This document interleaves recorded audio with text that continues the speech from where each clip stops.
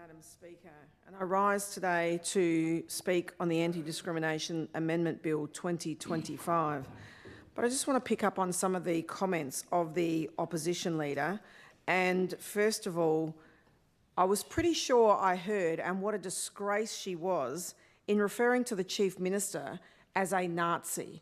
Like, that is, talk about offensive. That is extremely offensive that she even uses that language in here under her privilege or whatever she wants to do. The fact is, we are 17 members of a team that are not dictated to. We all have our own expressions and we all put in our own input, and the fact that she comes out with that absolute rubbish... Could you pause, please, Member for Catherine? What's your point of order, Member for... Standing Order 31, offensive. I think the Member for Catherine has misquoted me in saying that I called the Chief Minister a Nazi.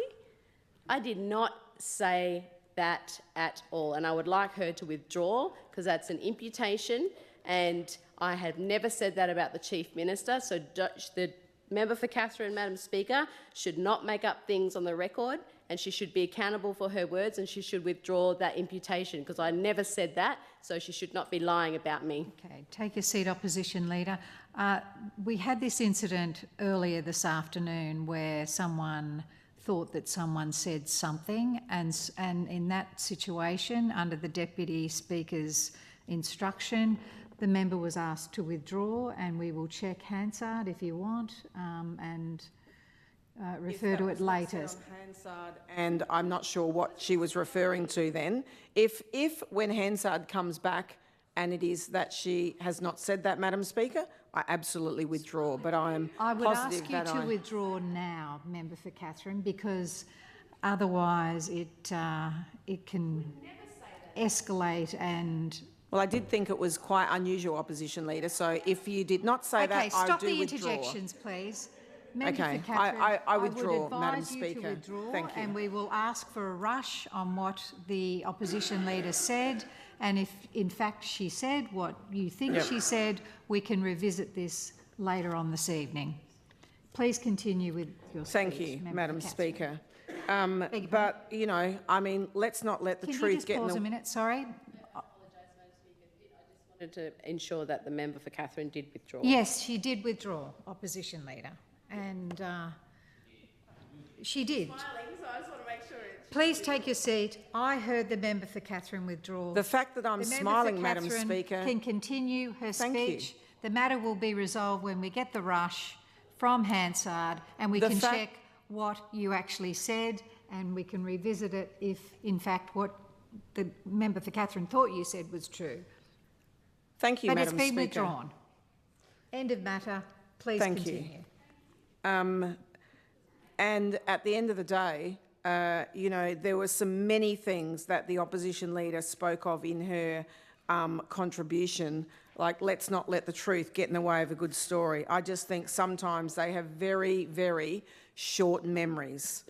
The amendments that Labor forced through this House in 2022 were nothing short of blatant government overreach. They represented a fundamental shift away from fairness and balance and towards a society where ordinary Territorians could be silenced, judged for expressing their views.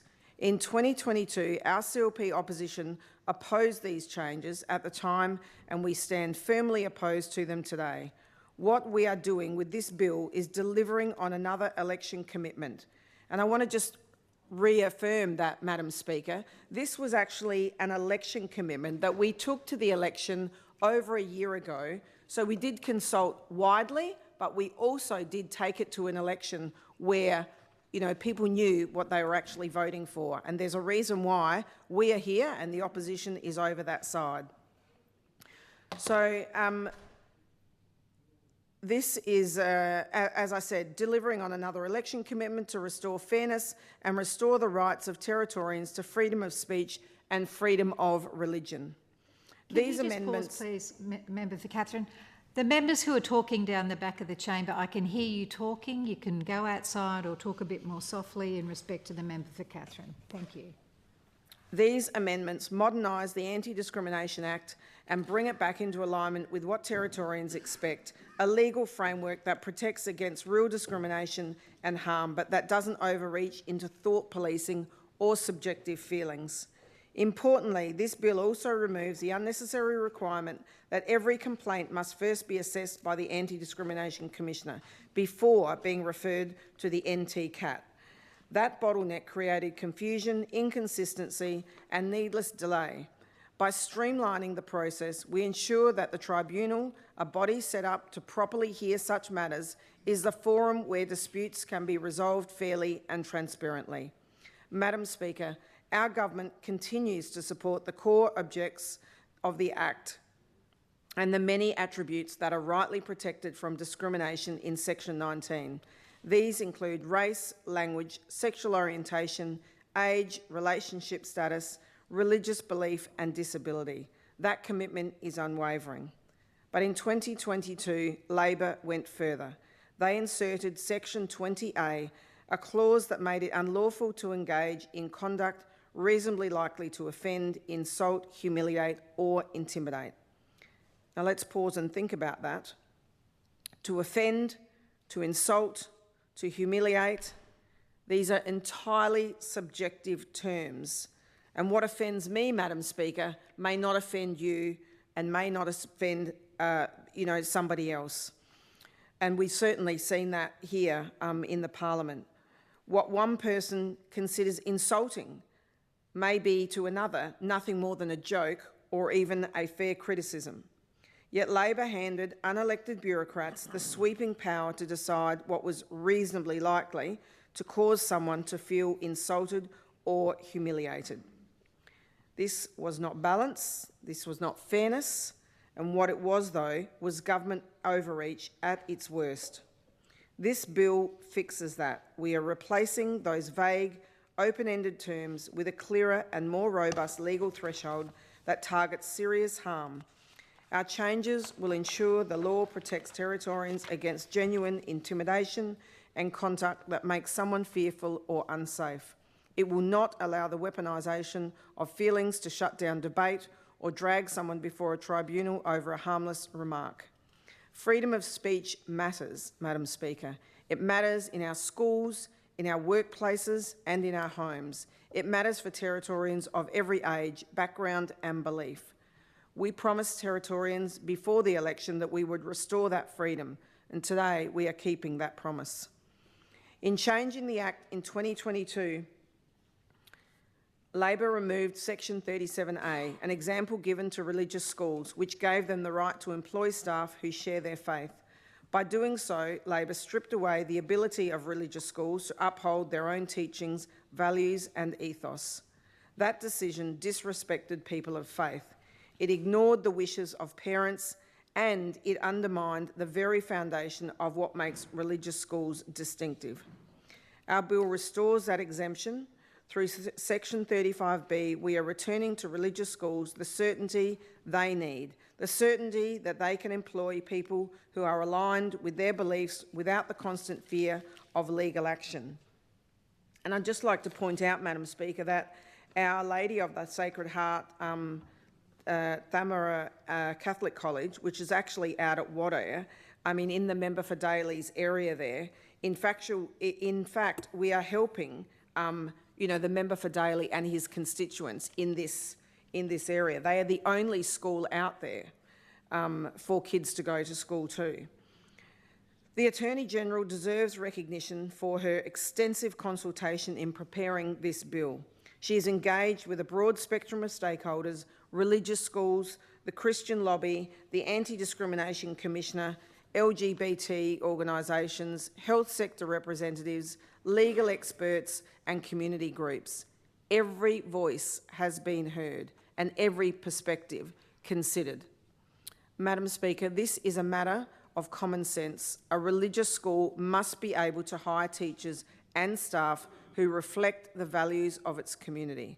Whether it is the International Islamic College here in Darwin or one of our many Christian schools, as I've said, the one out at Wadeye, there are many others across the Territory. I have St Joseph's School in my electorate. We have, Lady of the Sacred Heart. There are many religious schools across the territory, and these protections apply equally to all faiths. Parents and families, regardless of their background, deserve the right to choose the kind of educations their children receive, along with religious freedoms. A fundamental human right must be safeguarded. I want to be absolutely clear. These changes do not and will not give schools the right to discriminate on the basis of sexuality or race. What they do is ensure that schools can build communities of staff and students who share a common set of values, ethos and beliefs. In fact, many of the religious schools consulted told us directly that they have no interest in discriminating against people because of their sexuality or gender. What they want, and what this bill restores, is simply the right to employ staff who can genuinely uphold their faith-based teaching. Section 35B also makes it a requirement that schools set out their expectations in a written policy available to all employees and applicants. This ensures that everyone, teachers, parents and prospective staff alike, know exactly where the school stands and what role faith plays within it. Labor's decision to strip these protections left schools exposed.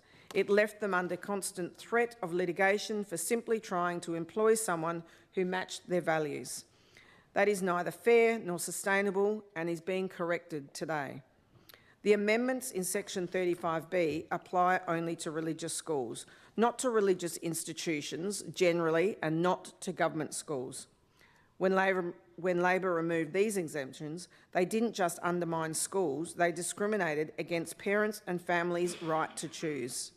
Those parents and carers who wanted their children to be educated in line with their religious beliefs were stripped of that choice. Religious schools exist precisely because families want an education grounded in shared values that requires teachers and staff who are committed to the same vision and mission. When Labor made these changes, Mark Spencer from Christian Schools Australia said, and I quote, "Christian schools in the Northern Territory have been thrown to the lions by proposed changes to the Anti-Discrimination Act. People of all faiths and none in the Northern Territory should be very concerned by the government's lack of respect for diversity of belief in a multicultural, multi-faith society." Put simply, Madam Speaker, Labor disrespected people of faith and their right to choose.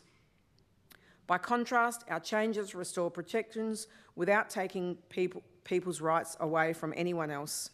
They do not harm the LGBTQ+ community, they do not weaken existing protections against harassment or vilification, and they do not privilege one faith over another.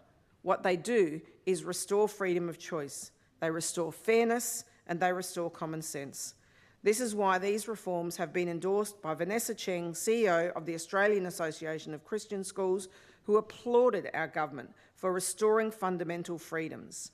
Madam Speaker, the Northern Territory is a harmonious, multicultural and multi-faith society. Territorians respect one another, we welcome difference, we live side by side with people of every background, every tradition and every belief. And what we do not need are overreaching laws that police people's words and create division where there is none. Territorians don't need the thought police.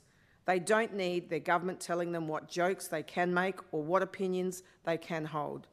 That is something I don't think the Labor opposition understand. They clearly haven't learnt their lesson from last year's election. They said they'd honour and respect what Territorians voted for. Well, Leader of the Opposition, you can start now because you've wasted a year already. Madam Speaker, this bill restores balance, it restores freedom and it restores respect for Territorians' right to live, speak and believe without unnecessary government intrusion. On this side of the House, we believe in freedom of speech. We believe in freedom of religion and we believe in the right of everyday Territorians to make decisions for themselves. Not more government creep. The right of parents to send their children to a school where faith is lived and taught is a freedom that sits at the core of a democratic, tolerant, pluralistic society. It is a freedom worth defending, and today this bill defends it. I commend this bill to the House, Madam Speaker.